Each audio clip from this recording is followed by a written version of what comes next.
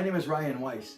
I founded my business over 4 years ago based on the principles that people plus process give us performance.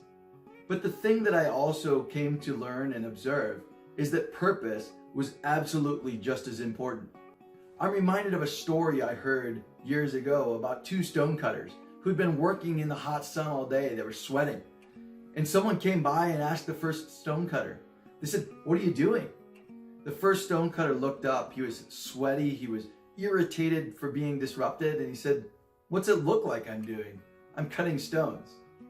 The person then went to the second stonecutter and asked the same question. "What are you doing?" He looked up, got a very big smile on his face, and he said, "I'm building a temple." You see, the purpose that we have is what helps us to take those processes and those habits that we may have had in the past and develop new habits and develop new direction that we can go in an improved process. For 3 years, I managed the North American operations for a large global chemical company. I lived in the Philippines and our office was in downtown Makati in one of the tallest buildings.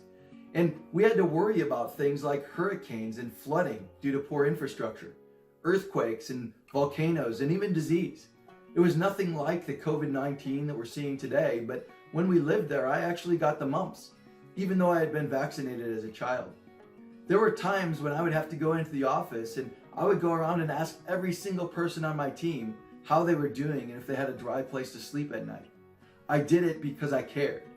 I did it because the people were a core part of our performance. So we had something we called business continuity planning, and we would focus on prioritizing core processes, and we would also focus on the people, making sure that all of our people were okay, that they were in a place where they could be safe, that they were able to get internet access if they needed it for work. Sometimes we put people in hotels. The really important thing to remember in times of crisis is that your people plus your process, along with the purpose that you and your team have set, are what's going to bring you through stronger than you started out. So I encourage you in the week ahead, connect with your friends and family and coworkers. Seek to understand where they're at because they may not be in the same place as you. Clarify and prioritize. What are your priorities? What's your purpose? When you clarify your purpose, then it'll help you and enable you to create good habits.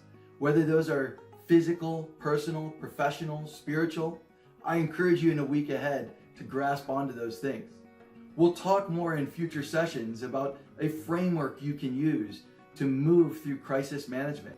But for now, I encourage you, connect, clarify, and create good habits and behaviors. Good luck and have a great week ahead.